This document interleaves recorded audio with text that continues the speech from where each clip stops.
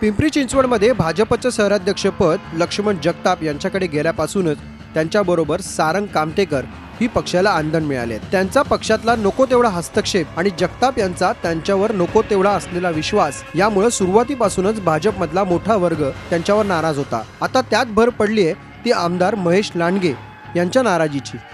महेश लांडगे यांना भोसरीमध्ये कोणाचाही हस्तक्षेप नको आहे, तर सारंग कामतेकर यांनी भोसरीमध्येच उमेदवारी मागितली आहे। कामतेकर यांचा विजय झाला तर ते पुढे डोकेदुखी ठरणार हे स्पष्ट असल्याने महेश लांडगे यांनी त्यांच्या उमेदवारीला विरोध सुरू केला आहे। पक्षातले जुने लोकही सागर कामतेकर यांच्या संभाव्य उमेदवारीने नाराज आहेत। राष्ट्रवादीतले अगोदरचे जे 3 गट होते, एकतर आमदार लक्ष्मण जगताप गट, आमदार महेश लांडगे गट आणि आत्ता पिंपरीमधला आजमबाई पानसरे गट, हे 3 मतदारसंघातले 3 गट आत्ता भाजपमध्ये गेलेले आहेत। त्यामुळे भाजपमध्ये अगोदरच निष्ठावंतांच्या मध्ये अस्वस्थता आहे। महापालिका निवडणुकीच्या तोंडावर भाजपमध्ये गटबाजी वाढण्याची शक्यता आहे आणि निवडणुकीत त्यांना फटका बसू शकतो। पिंपरी चिंचवडमध्ये भाजपची ताकद वाढली आहे हे खरं आहे, पण त्याला सुरुवातीपासूनच अंतर्गत कलहाचा शाप लागलाय।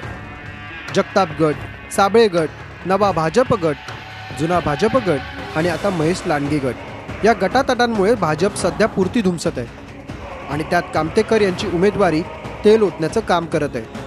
पिंपरी चिंचवड भाजपमध्ये अंतर्गत गटातटात प्रचंड संघर्ष सुरू असला तरी या गटातटांच्या संघर्षाचं मुख्य कारण म्हणजे सारंग कामतेकर। लक्ष्मण जगताप यांचं सारंग कामतेकर यांच्यावरचं असलेलं आंधळं प्रेम यामुळे सध्या तरी दबक्या आवाजात सारंग कामतेकर यांच्या विरोधात संघर्ष सुरू आहे। पण येत्या काही दिवसात लक्ष्मण जगताप यांनी त्याच्याकडे गांभीर्यानं पाहिलं नाही तर भाजपला महापालिका निवडणुकीमध्ये त्याचा मोठा फटका बसू शकतो अशीच चिन्ह आहेत। व्हिडिओ जर्नलिस्ट कृष्णा पांचाळसह कैलासपुरी, झी मीडिया, पिंपरी चिंचवड। झी 24 तास रहा एक पाऊल पुढे।